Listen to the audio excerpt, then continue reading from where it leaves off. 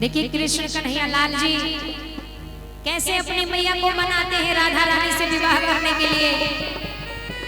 कृष्ण कन्हैया लाल जी मैया के पास जाते हैं, बोलते हैं कि मैया सुनना मैया।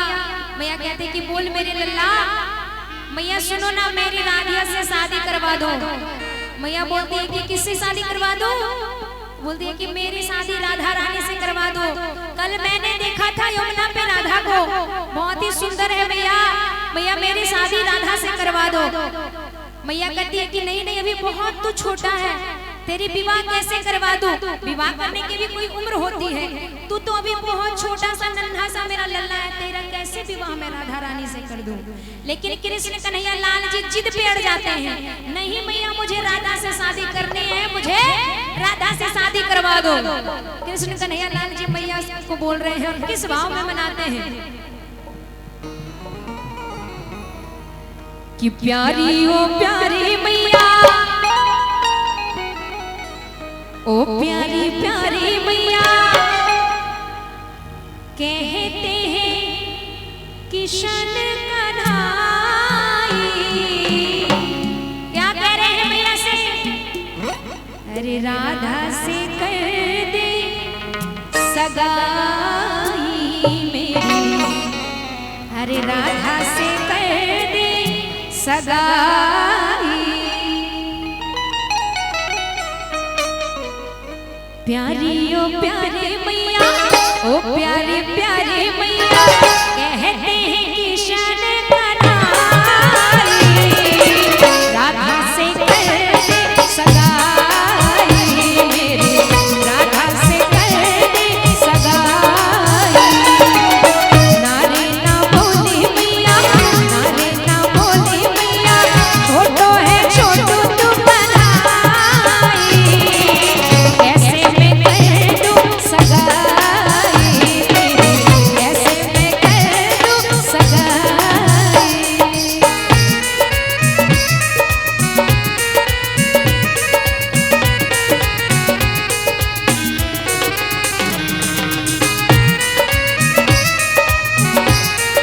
श्री राधे।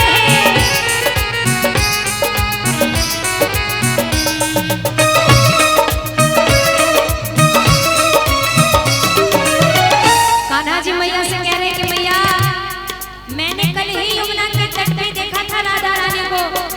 मैया राधा रानी बहुत सुंदर है और मुझे बहुत पसंद है, तुम बरसाने जा करके मेरा राधा से विवाह पक्का कर दो। कृष्ण कन्हैया लाल जी मैया से कह रहे हैं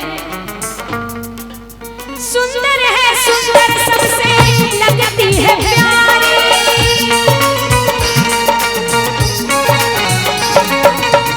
देखा था कन्हैया ने यमुना से झारी।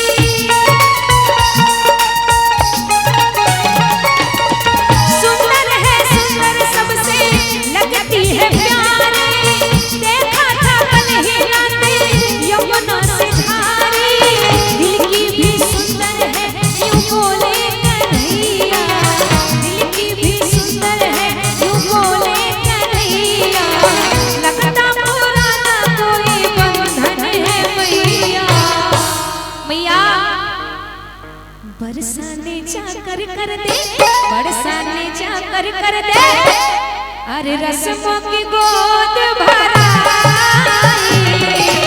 राधा से कर दे सगाई मेरी, राधा से कर दे सगाई।